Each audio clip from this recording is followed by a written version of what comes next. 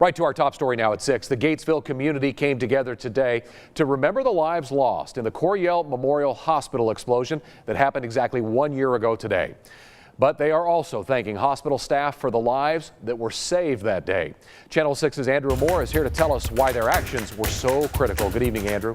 Chris, 1 year ago today, a natural gas trapped in a construction area was ignited from an unknown source, the hospital, and the explosion would eventually leave 3 people dead, 13 others recovering. Today I talked to the people who ran to the scene to help people get treatment before it was too late. What I initially saw was a brick wall that was collapsed down over the top of the generators and billowing black smoke coming out of the top of the building.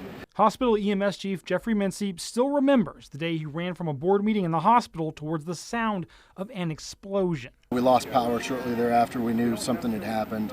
I made my way through the hospital. After a 100-yard run, Mincy found hospital doctors already treating some of the victims. It was a gruesome scene, but Dr. Deidre Winchell says their training kicked in. Everybody's natural instincts just took over. Doctors and EMS worked side by side getting patients to safety. Their quick teamwork made a huge difference. That was huge because the hospital only had 2 ambulances on the scene at the time, with a 3rd coming later. But because doctors came out and treated patients on scene, that freed up the crews to start transporting people, and they transported 16 in an hour and a half. Oh, we saved probably hours.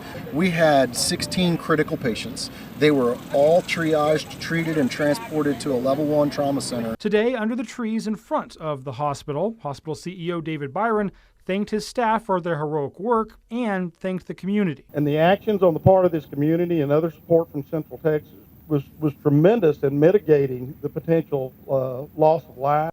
A local pastor then led a prayer, thanking God for the progress that community has made. Winchell says she now feels even more ready to help patients in the future. I think it's made us even more prepared if something like that were to happen.